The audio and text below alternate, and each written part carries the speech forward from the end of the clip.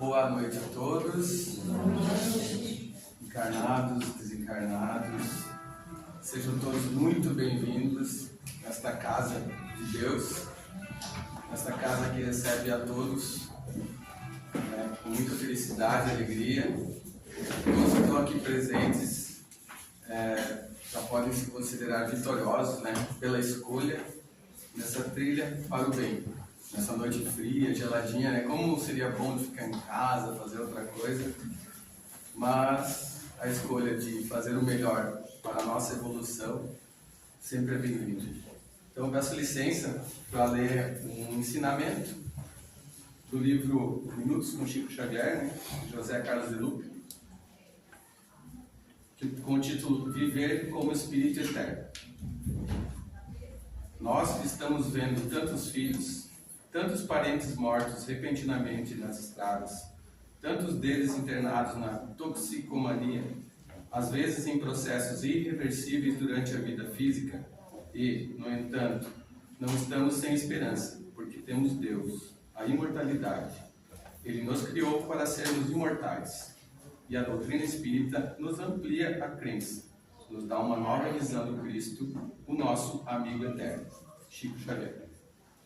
As palavras de Chico Xavier são como trajes de esperança ao nosso coração sofrido pelas amarguras da vida. Apesar de todas as provas que nos visitam o caminho, como a dor da partida repentina de uma pessoa querida, muitos de nós estão excluídos do esquema de Deus. E por isso nos sentimos esperançosos de que todas as dores um dia cessarão. Que os problemas que não puderem ser solucionados nessa existência serão equacionados mais tarde no mundo espiritual ou em uma nova próxima existência. Deus é nosso Pai amoroso, que continua nos amando, sobretudo quando estamos na pior fase de nossa vida. É nessa hora que o Pai está ao lado do Filho. É no momento em que o Filho está em perigo, arruinado, doente e desesperado que Deus não desgruda dele. Pode lhe faltar tudo, mas Deus não lhe falta.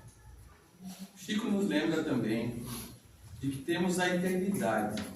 Perante ela não há problema insolúvel. O estudo se resolverá a seu tempo. A lição que hoje não conseguimos aprender será repetida quando retornarmos ao corpo para novas experiências evolutivas. A convivência que hoje se interrompeu abruptamente, mais tarde retomará o seu curso nas infinitas moradas da casa do Pai. A doença que aniquilou o corpo apenas projetou o espírito mais saudável nas dimensões do mais além. Perante a eternidade, a palavra morte precisa ser novamente conceituada. Morte não é o fim, apenas passagem para uma nova vida. Não é um adeus, apenas um até breve. Nossos entes amados não são como objetos que se perdem. São almas que viajam, cedo ou tarde, para as dimensões espirituais onde continuam vivos, em constante processo de crescimento, sem que os laços de amor que nos uniram fossem rompidos. Os que partiram continuam na vida, mas não nos deixaram, porque quem ama sempre estará na memória do nosso coração, à espera do dia do grande reencontro. Então, mais uma vez, muito obrigado pela presença de todos. E passo a palavra para a palestrante Sônia. Esqueci da prece inicial. Vou pedir a todos se concentrarem para a gente rezar um Pai Nosso, que é a oração que Deus nos trouxe, que Jesus nos trouxe aqui da gente. Pai Nosso, que estás na terra, santificado seja o vosso nome. Venha a nós o nosso reino. Seja feita a vossa vontade, assim na terra como no céu. O pão nosso de cada dia nos dai hoje. Perdoai as nossas ofensas, assim como nós perdoamos a quem nos tem ofendido. E não nos deixeis cair em tentações, mas livrai-nos de todos os males. Que assim seja. Agora sim, passa a palavra para vocês. Obrigada. Boa noite a todos. Boa noite. É uma satisfação voltar a casa. Coincidentemente, o espírita não acredita em coincidência.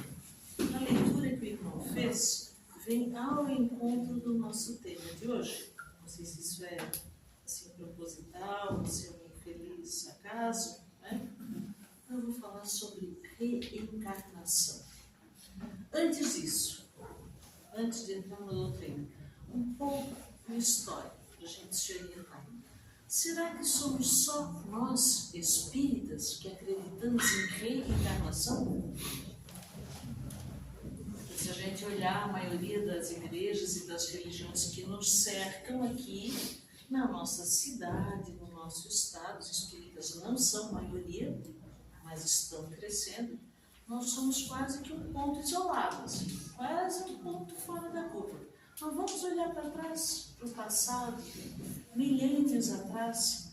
Vou dizer para vocês quais são as religiões que às vezes não com essa mesma palavra, reencarnação, mas com este sentido de que a nossa alma é pré-existente ao nosso corpo e o que morre é o corpo físico. Sabe que eu liguei o microfone? Liguei? Que o nosso corpo físico morre, não desaparece, fica e se transforma. E alguém vai pensar, não, se transforma aquele lá que é sepultado, né? Aí a matéria orgânica se decompõe, é um processo lento. Não, esse vai ficar. Mas aquele que é cremado, não. Porque vira um potinho de cinzas. E o que tem naquelas cinzas? Os elementos químicos que formaram aquele corpo. Abstrair da água, que é a maior parte do nosso corpo feita de água, fica tudo ressecado, fica leite em pó. Isso é o cremado. Aquele que se decompõe naturalmente, que é sepultado, enterrado, a matéria orgânica vai se decompondo lentamente, os ossos muito lentamente, na verdade, porque os nossos ossos, nossos dentes vão ficar para a posteridade. Tudo isso vai para o grande banco de elementos químicos do orbe. E aí as plantinhas vão absorver o quê? De nutrientes além de luz solar para fazer fotossíntese? Esses elementos químicos que estão na terra. E aí a cadeia alimentar, né? Os animaizinhos vão lá e comem essas plantinhas. E a nossa mamãe, quando estiver grávida, vai se alimentar de plantas, vai gerar o quê? Um novo corpo físico. E aí, quando esse corpo está pronto, formatado, com o auxílio do espírito reencarnante, a gente diz, nasceu de novo, reencarnou. Então a ideia é essa. A gente já existia há muito tempo e passa ao longo de uma única vida, a partir do momento em que Deus nos cria, nós não morremos mais. É importante a gente ter isso bem certo. E é como se fosse um grande novelo de linha e a gente faz um alinhavo. As mulheres sabem o que é um alinhavo, né? É a prévia da bainha. Os homens também sabem. Aquele chumeio, um ponto por cima, do lado direito, um ponto por baixo, um ponto por cima. Vamos dizer que esse ponto por cima, visível, é a nossa existência material. Todo mundo está nos vendo, pode nos tocar, pode nos ouvir.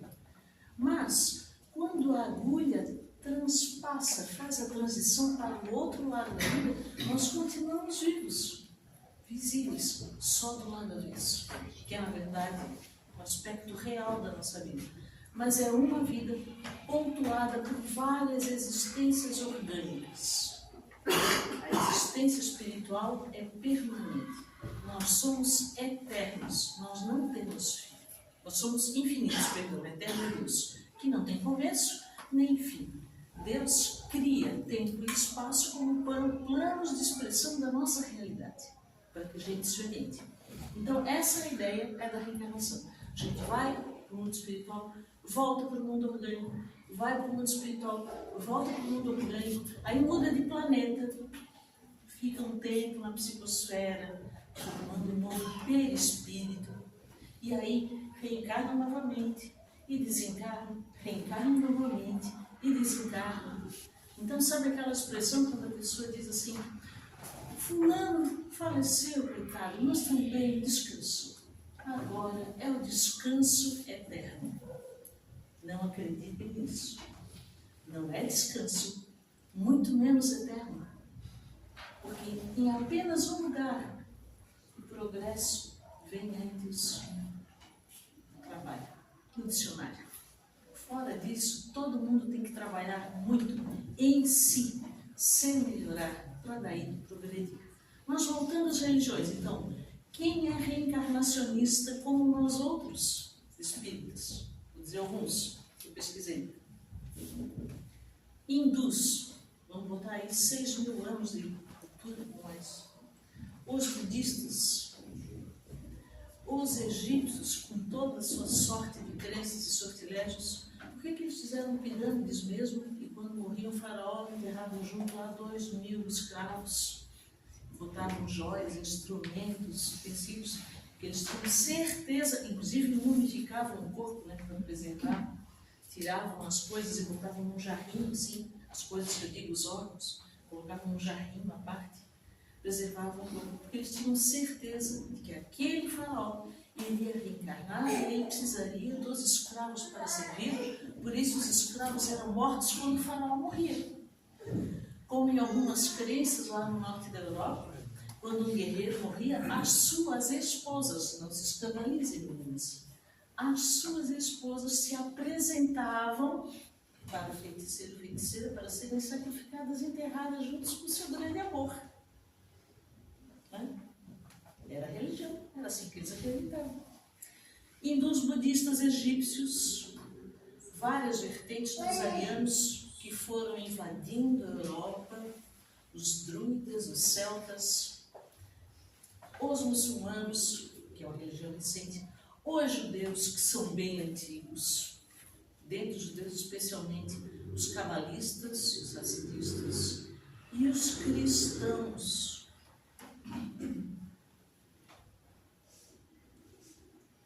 Dois pontinhos, vamos parar em cristãos, vou voltar nisso depois. E aqui do lado de cá, civilizações mais recentes, pouca gente. Os índios da Patagônia, que são os últimos a habitar o planeta, eram encarnacionistas. América Central, os incas, os maias, os astecas, eu falei só os 3 mais importantes. Os nativos norte-americanos e canadenses e os inuits. Quem são os inuits? Esquimós. Muito bem, não faltou aula de história. Os esquimós. Opa, então a senhora está pintando um grande planisfério em que as religiões eram reencarnacionistas. Mas eu acho que ela falou uma besteira. Os cristãos são reencarnacionistas? Parece que hoje não. Hoje não. Mas vamos ver o que Jesus falou sobre isso. Só quem for curioso vai chegar em casa, vai abrir o Evangelho segundo o Espiritismo, lá no capítulo 4, que diz que ninguém poderá ver o reino de Deus se não nascer de novo. Lembra a história da sementinha? Tem que se enterrar e tem que morrer para germinar, brotar e nascer de novo. Entre os fariseus, quem eram os fariseus? Eram aqueles judeus que se preocupavam muito com o culto externo. Como a gente diz hoje em dia, aquele fulano bate no peito, diz eu sou, mas na prática não faz nada para ajudar ninguém. Só tenta ajudar si próprio. Mas não perde o seu culto, não perde a sua missa, não perde a sua celebração. Porque para os outros, para consumo externo, ele é um exímio praticante da religião que professa. Do ponto de vista da consistência, o comportamento dele não combina com a prática. Esse era o conceito dos fariseus ao tempo de Jesus. Aí, a gente vai ver isso lá em João, capítulo 3, vou ler um trechinho. Entre os fariseus havia um homem chamado Nicodemos, senador dos judeus, que veio à noite ter com Jesus e lhe disse, ele era senador dos judeus, os judeus já estavam com o pé atrás com Jesus. Então, quando ele foi procurar Jesus? À noite, quando ninguém mais estava vendo. Mas ele já tratava Jesus como mestre. E ele foi lá para saber mais das coisas. E perguntou a Jesus, mestre, sabemos que vieste da parte de Deus para nos instruir como um doutor, porquanto ninguém poderia fazer os milagres que fazes se Deus não estivesse com ele. Jesus respondeu-lhe, em verdade digo-te, ninguém pode ver o reino de Deus se não nascer de novo. Quem que nasce de novo? Aí, o Nicodemos não ficou contente com essa resposta e disse assim, como pode nascer de novo um homem já velho? Pode pode tornar a entrar no ventre de sua mãe para nascer uma segunda vez? E aí Jesus, em verdade, digo-te, se o homem não renasce da água e do Espírito, não pode entrar no reino dos céus. O que é nascido da carne é carne, o que é nascido do Espírito é Espírito. Não te admires de que eu haja te dito, ser preciso que nasças de novo. Só faltou Jesus desenhar. Por que ele não foi adiante? Para não violentar as consciências, o estágio evolutivo do povo naquela época. Sim, porque hoje nós somos muito mais evoluídos. Nós não praticamos nenhum lá daqueles crimes da lei de Moisés, né? A gente não mata, não trai, não rouba, não cobiça. A gente está bem evoluído. Então, Jesus só faltou dizer que a gente precisava morrer e nascer de novo. E quando ele fala nascer da água, a água tem a simbologia da vida espiritual. A carne, a vida biológica, material. Então quer dizer que o fundador do cristianismo, o próprio Cristo, trouxe essa mensagem. Então quer dizer que os cristãos eram reencarnacionistas? Eram. Até 556, quando no concílio decidiram que essa história de reencarnação ia complicar muito a vida das pessoas, que estavam preocupadas em ter que prestar contas pelo que haviam feito nessa vida. E, portanto, era bom pensar assim, a alma é pré-existente, a gente tem uma única vida, vive com o pé, Deus tem os seus eleitos, os anjos, que já nascem puros, uns nascem impuros, e se alguém comete um crime hediondo, mata sempre. Ou um crime pequenininho, furta, os dois vão para o mesmo lugar. Se chama isso. Se eles estão ali no limbo, ainda estão sendo julgados, eles vão para um lugar chamado. E quem é bonzinho, quem faz uma pequenina bondade ou uma grande bondade, vão todos ficar juntinhos no mesmo lugar, que se chama paraíso. Muito bem. Muito bem. A tua formação inicial é católica, evangélica? Católica. Muito bem. Não faltou aula de catecismo, nem de crisma. Mas eu acho que essas três respostas eu dei por causa dos 3 livros que eu li. Os 3 livros da Divina Comédia de Dante. Ai, que bonito. Ai, Deus, com estrelinha. Amo. É uma obra mediúnica, Divina Comédia. Para quem tiver curiosidade. Mas então acontece que os cristãos eram reencarnacionistas, deixaram de ser quando o Império Romano decadente encampa o movimento cristão que está crescendo com um ferramenta na Europa, naquela região do domínio do Império Romano. E o que era cristianismo primitivo, que a gente pretende ser, passa a se chamar Igreja Católica Apostólica Romana. É uma igreja oficial, é uma igreja cristã. Por que ela é apostólica? O que significa apostólica? Universal. Sim, aqueles nossos amigos da Igreja Universal, o nome deles é bem parecido com os católicos. E apostólica, porque o conhecimento era passado por intermédio dos evangelistas. Né? Marcos, Lucas, João Mateus. A última canção era sobre Lucas, o Grão. Quem é curioso, quem gosta de livro que para em pé, existe uma obra chamada Médico de Homens e de Almas, a história de Lucas, que era médico. E a autora, Taylor Calder, ela estudou pouco tempo, ela pesquisou pouco tempo para escrever esse livro, 40 anos. É a obra sobre a vida de São Lucas. Mas voltando às vacas frias aqui da reencarnação, até os cristãos eram reencarnacionistas, mas por uma decisão político-administrativa, decidiram deixar de ser. E hoje nós espíritas, lá em casa com a nossa família, lá na roda de amigos, alguém começa a dizer, mas tu és espírita, né? E a pessoa diz assim, olha, eu sou isso, eu sou aquilo, mas eu sou muito simpatizante do espiritismo. Já me disseram até que eu tenho essa tal de mediunidade, mas eu não gosto de mexer com isso. Ou então aqueles que, sabendo que a gente é, vêm nos pedir livrinhos emprestados, e escondidos.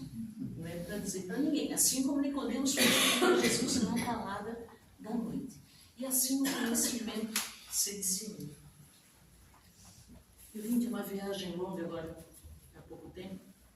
Visitei muitas catedrais, igrejas, porque se há uma coisa que o cristianismo preservou, o catolicismo preservou além da memória do Cristo, foi a riqueza da arte durante séculos. E hoje catedrais e igrejas na Europa são um grande ponto atrativo para turistas, cheio de gente fotografando. Fiéis são bem poucos. E quando há celebração, o que a gente vê dentro das igrejas e das catedrais? Pessoas de idade muito avançada. Então, aqueles que foram criados na tradição da fé. A gente entra num palácio feito para homenagear o Cristo, que é pura simplicidade, paredes pintadas de ouro, 8 fiéis assistindo à missa e 120 turistas aqui com a sua maquininha esperando acabar a celebração, com respeito, para nem poder fotografar e clicar. Então é responsabilidade nossa que isso não aconteça com o Espiritismo. A gente não se preocupa com o formato, mas sim com a substância. E por que a reencarnação é tão importante? Ela está no cerne do Espiritismo. É um dos 5 princípios fundamentais do Espiritismo. Existência de Deus. As religiões em geral acreditam no Deus. Imortalidade da alma. A maioria das religiões acredita na imortalidade da alma. A esmagadora maioria do mundo. Reencarnação. Alguns acreditam, outros não. Comunicabilidade entre os espíritos, ou seja, mediunidade. Boa parte das igrejas. Pluralidade dos mundos habitados. Muitos espíritas também não acreditam. Eu sou defensora desse patinho feito dos princípios. Mas a reencarnação está ali no cerne.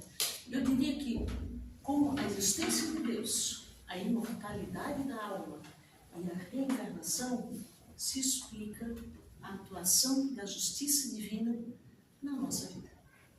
Sem reencarnação, não há justiça divina. Querem ver? Existem espíritos puros. Quem for na escala espírita, estão 100 a 114, existem espíritos puros. Foram criados puros? Não. Como é que Deus criou a todos nós? Simples e ignorantes. Simples de recurso e ignorantes de conhecimento, de tecnologia. Mas colocou dentro da nossa consciência, mesmo lá no espírito mais recente, mais jovenzinho, a vontade de aprender, de progredir, de ter uma vida melhor, de trabalhar, o esforço de conseguir realizar algo. Está lá nas leis morais, que é a parte 3ª do Livro dos Espíritos. E quem diz assim, Deus não é justo? Olha a realidade que nós vivemos. Olha a enchente aqui do lado do Rio Grande do Sul. Tanta gente boa foi vitimada. Olha a pandemia da Covid, gente muito boa morreu. Cara, nós não somos espíritas, a gente tem certeza que morre o corpo. A alma não morre. A gente sente dor, chora. É óbvio, a gente não é robô. A gente chora, a gente sofre por egoísmo. Porque a gente quer o convívio das pessoas que a gente ama para sempre.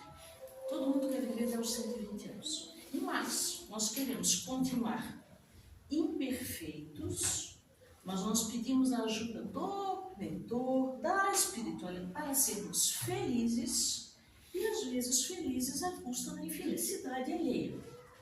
Não quer dizer que a gente já não pede pouca coisa. Existe no livro dos médiuns, no capítulo 3º, onde fala do método, uma classificação dos espíritas. Fala de 4 tipos. O primeiro, que vem à casa espírita e pergunta assim, eu quero entrar aí na sessão mediúnica, quero ver como é que funciona. Tem médium forte aqui? Eu quero um passe, mas eu quero aquele passe de sentir a energia. Vem pelo fenômeno. Tem outros que se encantam, leem uma obra, leem outra, dizem, isso é tão maravilhoso. Olha, a doutrina espírita realmente é uma coisa tão sublime. mas na prática a pessoa não move uma vírgula do seu comportamento para ficar mais adequado. Então, um é curioso, o outro é espírita no discurso. Tem aquele espírita, acho que a maioria de nós aqui, meu voto eu sou sempre otimista. A gente já teve contato com a doutrina, já está relativamente esclarecido, e diz a doutrina espírita que se a gente já for esclarecido, a nossa responsabilidade aumenta em muito, e a gente tenta, na medida das possibilidades, ser um pouco melhor. Esse ser um pouco melhor, a cada dia, a cada ano, é a tal da reforma íntima, que é uma obra que começa e não termina, né? Até a gente desencarnar. Qual é o objetivo da reforma íntima? É voltar para o plano espiritual melhor do que quando encarnou. Ah, não, mas Deus não é justo porque um fulano é tão inteligente, tão capacitado, e o outro, coitadinho, olha, para passar de ano na escola, ali é um custo, a família inteira ajuda, vai no colégio, fala com a professora, não aprende, outro deslancha. Ou uma pessoa é muito, muito habilidosa, numa arte qualquer. A gente vê vídeos no YouTube de criancinhas pequenas, 5, 6 anos, aqueles dedinhos pitocos que não alcançam o oitavo, e estão tocando maravilhosamente. E a gente, se entrar numa aula de piano para tocar perfeito, vou usar a harpa, que é outro exemplo. Vocês sabem quanto tempo uma pessoa leva para aprender a tocar harpa? 30 anos. Tem criança que parece que nasce sabendo. Deus não é justo. Ou, nosso irmão nasce forte, saudável, vai desencarnar uns 100 anos, lúcido, corpo perfeito. E o outro já nasce meio atrapalhadinho ali, com os probleminhas, né? Lida com doença, desencarna cedo, ou fica doente cedo, como se a gente soubesse o tempo de fluido vital que cada um tem. Mas Deus não é justo, porque deu 100 anos para um e 15 anos para o outro. E nós sabemos qual é a necessidade daquele que desencarna com 15 anos, e nós sabemos o quanto esse centenário fez para merecer uma existência longa. Nós não sabemos. E aquela pessoa que é muito inteligente e deslancha na escola, a gente sabe quanto foi que ela se dedicou ao estudo no passado? No passado, não nessa infância, tá? No passado. E eu não estou falando de uma reencarnação, estou falando de vários. E o espírito puro não nasceu puro, nasceu ignorante, como nós todos, simples e ignorantes. Quer dizer, todo mundo vai chegar ao mesmo tempo lá no final, na pureza, na angelitude, na perfectibilidade, não na perfeição, porque a perfeição é de Deus, nós vamos ser quase perfeitos, para chegar mais perto de Deus. Todos vamos chegar lá, mas não ao mesmo tempo, porque não fomos criados por espíritos ao mesmo tempo. E a evolução é para todos, mas a velocidade é de cada um. Tem pessoas, como é que alguém pode ser mais veloz que o outro? Faz as melhores escolhas, se coloca de lado, não faz muito mimimi, não se ofende tão facilmente, trabalha em si, é muito severo consigo e benevolente com os outros. Porque todos nós conhecemos pessoas que são muito duras com todo mundo, mas quando se olham no espelho, põem óculos de lente cor-de-rosa e dizem: eu sou muito querida, eu sou um cara legal, eu sou um cara. O Evangelho nos ensina que nós precisamos sempre ser vigilantes sobre o nosso próprio comportamento. O que mais? Todos vamos desencarnar. O intervalo entre uma reencarnação e outra, então entre nascer em 1800 e nascer em 1980 ou 2000, o intervalo entre reencarnações varia enormemente. O tempo de perturbação, aquele tempo em que depois da morte a gente vai ficar desorientado, assim como um desenho animado, aquela criatura que vai de cabeça de estrelinhas e pensa: quem sou eu, onde estou, de onde venho, para onde vou? Essas questões, o espírita já deve saber responder. Se não sabe ainda, está na hora de entrar na casa e procurar um grupo de estudo. Porque quem lê sozinho o livro dos espíritos vai aprender muito. Quem entra por um grupo de estudo vai aprender muito mais, com mais profundidade, vai sair do raso, porque a dúvida de um vai atender a curiosidade do outro. E quem estuda pelo menos o livro do Espiritismo, digo antes até, aquele livrinho fininho do Kardec, um opúsculo, chamado O que é Espiritismo? Lendo esse livro com atenção, a gente vai saber responder. Quem sou eu? Onde estou? De onde vim? Para onde vou? Não são questões transcendentais? Não tem pessoas que gastam fortunas em terapia, e eu não estou dizendo que isso não seja importante. Terapia, formação, faz formação disso, daquilo, especialização, mestrado, doutorado, para no fim conseguir responder essas 4 questões. Estudar é maravilhoso, maravilhoso, mas compreender é a cereja do bolo.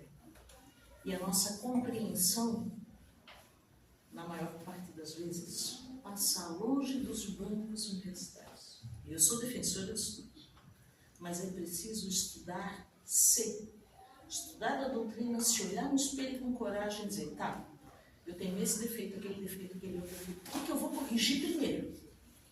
E focar. Uma coisa, não é fácil.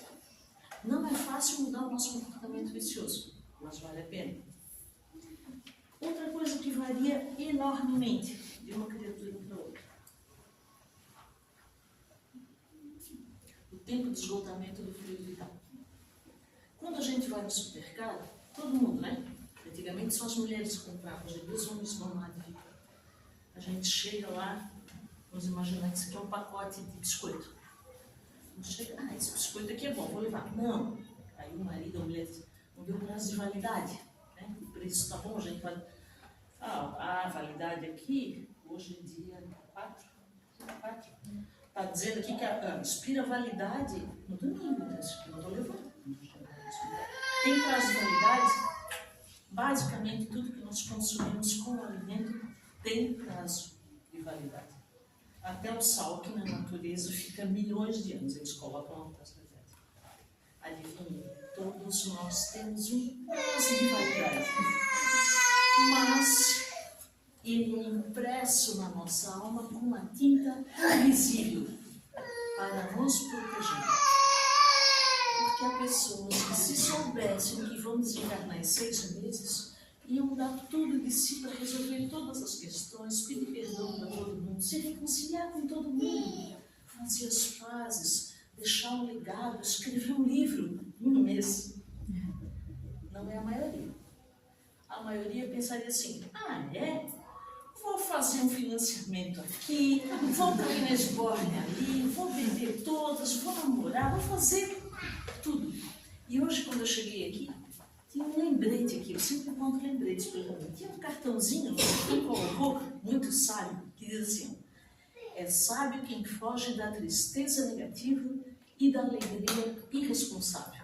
E tem pessoas que todo mundo sabe que vai morrer, mas sabendo a data, já ficam tristes e de luto por si mesmas antes. Né? E aí vão acabar morrendo antes do prazo. Vão drenar um pouquinho o fluido vital que resta. E outros vivem a alegria de maneira irresponsável, como quem aponta um lápis de cor pelos 2 lados. Gastam mais rápido, só causa prejuízo. Não está cuidando só da sua alegria. Né? Mas que toda vez que a gente comete um excesso, um irmão está passando pela falta. Toda vez que a gente acumula bens, riquezas, desde quando a gente está consumindo demais algum recurso, pode ser material espiritual, tem aqui do lado alguém que está precisando de um pouco disso, de um pouco de alegria, de um pouco de consolo. Mas a gente é naturalmente responsável. Por quê? Nós somos maus. Se a gente pensar em maldade como ignorância, sim, nós ainda somos bem ignorantes. A gente já sabe, nós aqui espíritas, na teoria, como a gente deve se conduzir. Mas, na prática, a teoria é outra. Não, a teoria não muda. E dessas todas as religiões que eu mencionei antes, que são reencarnacionistas, o Espiritismo traz uma lógica irrefutável. Todos criaram simples e ignorantes. Os anjos chegaram lá por mérito próprio. O muito inteligente de hoje é aquele que se dedicou muito ontem. O que tem muita debilidade orgânica hoje é aquele que no passado detonou o próprio corpo físico, estragou a forma, o perispírito, por excesso, por drogadição, por viciações, por suicídio. O suicídio estraga a forma perispiritual. E por que eu estou falando isso de forma? É o perispírito que, em conjunto com os nutrientes, como fornece, faz a especificação das células do feto em formação. E já que eu cheguei nesse ponto, eu vou falar aqui rapidamente, que o tempo não me permite, sobre as 4 funções principais do perispírito. Quem tiver curiosidade, pode procurar na Amazon uma obra antiga que eu recomendo vivamente. Se chama Perispírito. Diz Almino Zimmermann, aqui na biblioteca. Deve ter, muita gente deve estudar sobre isso. Então, a primeira função do perispírito é instrumental. O que é isso? É a interface entre o espírito e a matéria. Ele utiliza o corpo como instrumento para a manifestação do espírito. Né? Não é o cérebro que pensa, é a mente espiritual. Não é o nosso coração que bate acelerado quando encontra o fé. A emoção é do espírito, reverbera no corpo físico através dos nossos hormônios, do nosso batimento cardíaco, glândulas. As glândulas são grandes espelho do eu. Então essa é uma função do perispírito. Ela é interface, instrumental. Outra função é identificadora. No passado, no presente cada vez menos, quando o espírito se manifesta em trabalho mediúnico de forma visível, qual a aparência que ele traz? Via de regra, aparece aqui, nessa parte, né, o tronco, o rosto, às vezes as mãos, raramente os pés. E que aparência tem esse perispírito? Da última reencarnação, que é aquela que chega primeiro no mundo. Uma outra função, essa é identificadora, instrumental, identificadora. Sustentadora. Por que o perispírito é o sustentador?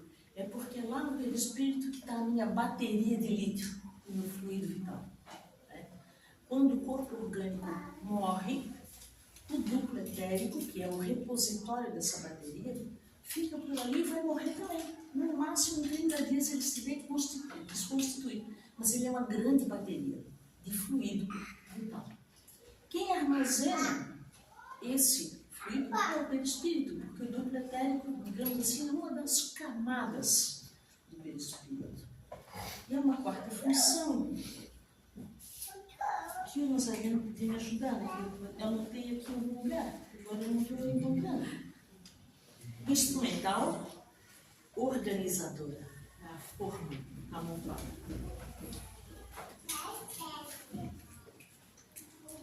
Essa jovem bela aqui engravida. No momento em que ela engravida, já há um espírito destinado a ocultar o corpinho em formação. A carne procede da carne e o espírito do espírito. Traduzindo, ela fornece os nutrientes, forneceu metade do material genético, a outra metade vem do pai. Ela vai fornecer nutrientes através da alimentação e o espírito reencarnante orbita a psique da mãe. Absorve, entende tudo que ela está vivendo. Quem já teve filho pequeno nos braços sabe que quando a criança nasce e ouve a nossa voz, ela imediatamente para de chorar. É uma coisa linda, porque reconhece a voz da mãe. Estava habituada, a mãe estava falando e o bebê, o espírito estava aqui em volta escutando. E quando ele está encarnado, ouve a mãe e para. Às vezes escuta o pai falando, conversando com a barriga, e a criança reconhece. E o que mais que o perispírito faz? Ele vai servir como molde. Então, é um espírito mais avançado, o corpo físico que ele tinha na encarnação passada, anos passados, ele manteve com cuidado, com esmero, né? Uma higiene mental, física. Então, é a forma, como a forma de bolo, lisinha. A gente faz um bolo, quando desenforma, como é que o bolo sai? Lisinho, perfeito? Agora, eu vou usar um caso extremo aqui. Eu vou dar um exemplo, porque isso não é determinístico. Os espíritos falam várias vezes. O espírito de um suicídio. tira de um penhasco, amassa a forma, né? Destrói o crânio. Ou a pessoa que se suicida com um tiro na cabeça. Não é raro, não é determinístico, mas não é raro que essa criança, se concluir o período da gestação, se vier à luz, pode apresentar problemas de malformação encefálica. Por quê? Porque a forma do bolo estava amassada. E ele precisa vivenciar agora a carência de determinados recursos para, na vida espiritual, valorizá-los. Assim é que pessoas que são, por exemplo, muito inteligentes e usam a inteligência para o mal, via de regra, na próxima reencarnação, eles têm a inteligência jogada fora, não, ela é suspensa.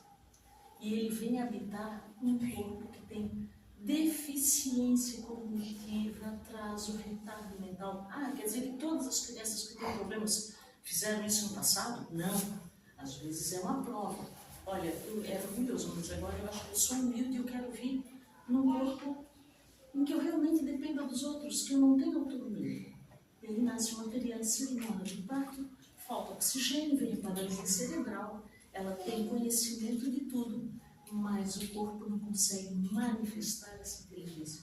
Uma prova de orgulho, de humildade. Né? Então não é determinístico. Mas é uma grande função do perispírito, é essa organizadora, porque ele organiza aquelas células matrizes, como a gente fala células, e diz, fulaninha, você aqui vai dar para o fígado, você aqui vai virar neurônio, você aqui vai ser parte de tecido ósseo, né? E assim uma distribuição. Querem ver o que acontece quando não há um espírito destinado ao corpinho que vai reencarnar? As mulheres aí, ou quem é da área médica, alguém já viu ou leu alguma coisa sobre mola? A mulher que gesta e não é uma criança, é uma mola. Nunca viram fotos? Não há um espírito destinado àquele corpo. Ela sabe do que eu estou falando. A mulher precisa passar pela expectativa, o desejo de ser mãe. E vai se formando um ser dentro que não é viável. Ele vai ter tecidos. Quando os médicos fazem a curetagem, tipo cesariana, vai nascer algo que tem pele, cabelo, dentes, unhas. Onde é que estão isso? Completamente fora de lugar. Se chega a nascer, se entra em trabalho de parto, não vive.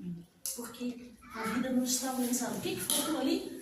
Um espírito ou um perispírito para fazer a função organizada. E a pessoa tem que reencarnar. Reencarnar é da lei? É da lei. Só mais 4 minutos. A pessoa tem que reencarnar. Mas ela não quer, ela está com medo. Ela fez um planejamento lá no plano espiritual e disse assim, como é que é o seu nome? Osni. Então, Osni, nós vamos ser mãe e filho na próxima encarnação. Acontece que a gente teve muitos problemas no passado. Tu já me assassinaste, eu já te assassinei em vidas pretéritas. E a espiritualidade muito amiga, mas a Ana está lá, é nosso planejador, disse assim, não precisa acabarem com esse problema. Vamos colocar vocês agora como mãe e filho, porque é a coisa mais próxima do amor divino que a gente vive na Terra. É o amor da mãe pelo seu filho, do filho pela sua mãe. Aí, ele vai reencarnar. Você é a mãe dele. Esse espírito está orbitando a minha psique. E durante a gravidez eu começo a ter uns sonhos estranhos, um comportamento estranho. E ele vai chegando mais perto, ele está naquela fase ainda de perturbação, porque é uma perturbação também de quem desencarna. Quando chega perto, ali pelo 6º, 7º mês, perto do tempo de nascer, ele desiste. Quer ver? Saltei de banda, fui. 3 dias depois a mulher procura um médico, porque não sente mais movimento. E o bebê está morto. E tem que se induzir uma cesariana. É uma experiência dolorosa? É. Mas por que Deus permite? Se ele desistiu, tadinha dessa mãe. A mãe precisava passar por isso. Há sofrimentos pelos quais a gente precisa passar. Há outros pelos quais a gente pede para passar. Um é expiação, outro é prova. A prova eu escolho, eu peço para passar por isso, mas eu escolho. E eu estou pensando no meu futuro. Eu quero passar de ano na escola. Então eu vou fazer esse teste aqui, vou chamar lá para ele, vou fazer esse teste aqui para ver se tu pode ser promovida. Como é que é ser promovida no mundo espiritual? Depois de muito ralar, a gente vai pular lá da 101 para 102, para 103, chega em casa e leio a escala espírita, questões 100 a 114. Nós temos que viver muito para subir um degrauzinho, né? É para o futuro. Eu vou passar para subir. Às vezes, eu fiz tanta bobagem no passado. Mas tanta. Eu errei tanta. Cada vez que eu fazia o meu espírito nos legais, dizia, meu Deus, lá vai ela de novo. Vai cair de novo nessa esparrela aqui. Vai errar de novo, exatamente isso. Fiz tanta bobagem que agora eu preciso passar por essa experiência, não no papel de quem ofende, mas no papel de ofendido. Então, se eu infligir muitos males a várias pessoas, eu vou ter que me defrontar com isso. E não é para o meu futuro, não. É para eu passar a limpo no meu passado. Então, basicamente, nós somos herdeiros de nós mesmos. E através da reencarnação se opera a justiça divina. E assim, se a gente quiser ter uma boa morte e uma boa vida no futuro, a gente tem que começar com uma boa vida agora. Não estou falando de uma vida de riqueza material. Isso é bom, mas ninguém pode ser feliz sobre lágrimas alheias, já disse Jonas. Então, que a minha felicidade não custe a infelicidade de quem quer que seja. Viver da melhor forma, ser rico do ponto de vista espiritual, muitas vezes é abandonar de si mesmo. Enquanto a gente não compreender isso, a gente não passa de ano na evolução. E continua tendo que reencarnar muitas vezes, até o momento em que chega espírito puro, lá na questão 113, e aí não precisa mais reencarnar. É o que o Evangelho diz, não precisa, quer dizer que não é proibido. E aí o espírito puro vem à Terra para cumprir missão. O maior exemplo, Jesus, tipo mais perfeito. E graças à misericórdia de Deus, nós podemos reencarnar inúmeras vezes para reescrever nossa história e para lançar o título de novos capítulos. Muito obrigada pela atenção. Que Deus nos abençoe sempre. Boa noite. Nós te agradecemos, Sônia. Realmente foi uma viagem mostrando como é realmente essa organização, como acontece. E nós, a maioria das vezes, ainda continuamos recalcitrantes no sentido de não querer aprender sobre o que? Sobre o Espiritismo? Não, sobre nós mesmos. Porque essas situações, como ela exemplificou e mostrou, muitas das vezes a gente pensa assim, a religião está toda hora falando isso ou falando aquilo. Mas a religião também fala diretamente a nossa alma, que é o que importa. Enquanto nós estamos fazendo essa caminhada, porque no plano espiritual eu aprendo, com certeza eu aprendo, mas como que eu vou aprender, no caso, a trabalhar com a economia, no caso, financeira, se eu sou um espírito e não necessito de dinheiro? Então daí entra essa situação, a qual eu preciso aprender a ser eu. E não querer só adquirir e ter. Eu preciso ser antes de qualquer situação, antes de qualquer cometimento. Então, meus irmãos, vendo aí a misericórdia de nosso Pai, nos dando sempre essa chance de vir para refazer o mal feito, é o que nós devemos realmente nos segurar e manter isso como um ponto nuclear daquilo que nós necessitamos para o nosso crescimento a partir de então. Vamos fechar os nossos olhos, elevando novamente o nosso pensamento a Deus e agradecendo por este momento, por este presente que acabamos de ganhar, sabedores que somos seres que estamos sempre em evolução. Toda vez que recebemos algo que vem de encontro àquilo que nós necessitamos, esse é o melhor presente.